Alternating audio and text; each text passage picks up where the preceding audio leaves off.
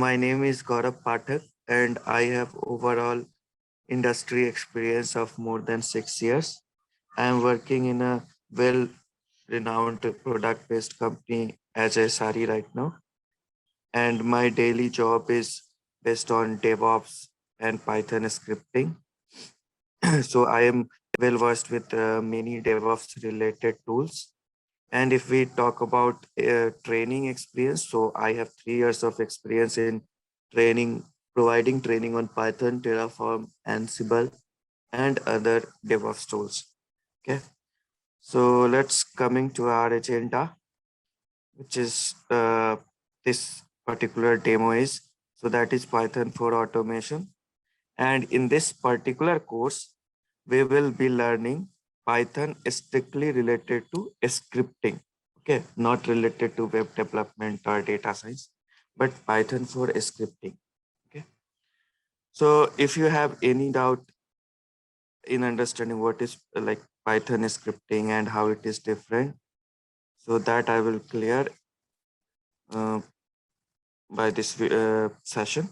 And if you have any doubt related to if I can understand Python or not, so you can ask how difficult it is and all. Many of you, like from my previous experience, I got these type of queries. So if you have any of you have any doubt related to that, you can ask here. Then we will move forward.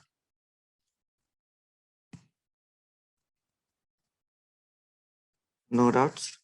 Okay. So agenda of this course would be like we will be learning from very basic. Very basic means this timing is from previous sessions, so do not worry about this.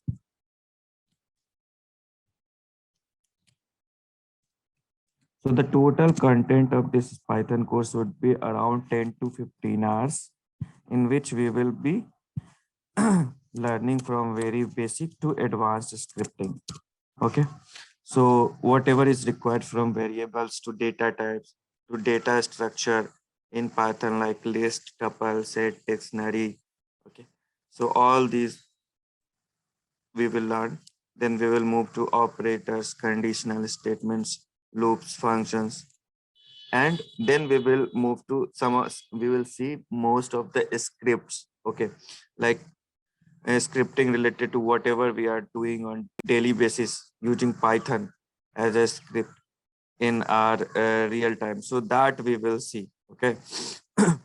So once this core part, conceptual topics will be complete, we will see the different modules, and based on those modules we will see some examples, that is projects. Okay, so as you might be aware that why Python is so famous. So Python is famous because it has a rich library and module support for almost everything. Okay, suppose you have CyberArk, so there is module to work with CyberArk as well. There is module to work with HashiCorp Vault. Okay, so for everything, almost everything, like if we talk about WebLogic server, so to communicate with or work with anything, Python is providing modules. So that's why it is so much in demand. It is being used as web development kit. It is being used as in data science as a scripting language and many more. Okay, so this is the reason why Python is so so much used. So we will see different modules which is required for scripting. Okay, so in demands and like on daily basis, you will be using modules like OS modules. So I have included those OS modules, sub process module, Paramiko module. This Paramiko module is plays vital role in case of Ansible. Ansible is also written in Python, and there it is being used to remotely connect to a server. Okay, so so this is what. Then SHUTL module, sys module is also very much required. Then argparse module to get the command line arguments, logging modules and all. Okay, then Boto 3 module, which is also very much in demand, and if you will go on different job portals, you might be saying like Boto 3 module knowledge is required. So this module is in Python is provided by AWS. to work with AWS. So that we will also seeing in this course. Okay. So any doubt till now related to agenda and course curriculum?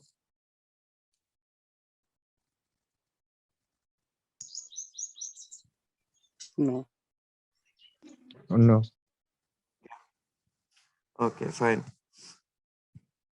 So this is how we will be, our course will be. Okay. So now some of you might be wondering like why we are going for Python when we have shell script, or if we are doing something manually, we can do, like suppose if we have to uh, run a server, just a simple example, which is very basic one, right? Like we have to run a Apache server. So why we can run it manually, right? Why would we require any scripting? Or even if some of you might be aware of shell scripting, then why we are going for Python scripting? So there is reason for everything. Okay, there is reason for every new thing which is coming in picture.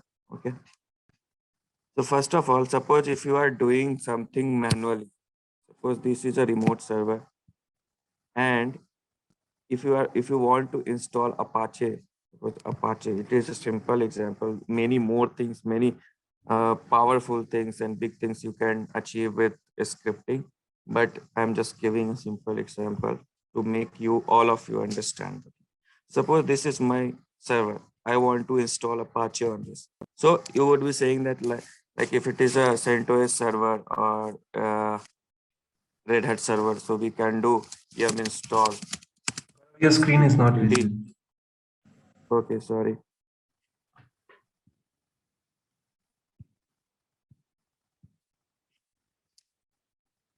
Is it visible now? Kindly confirm. Yes. Yes, it's visible. Okay. So suppose this is a Linux server, which is CentOS or Red Hat Linux. Okay. So you will be doing yum install httpd -y to not get prompt. And it will be installed. And many more things will be required, like configuring it, creating index.html file, and all those stuff, configuration and all. You will be doing manually. This is one server. So it is very easy to do it, right? But suppose, and it is of one kind, like it is Red Hat or CentOS, okay? But suppose if you have another server, which is of Ubuntu, okay? Ubuntu server.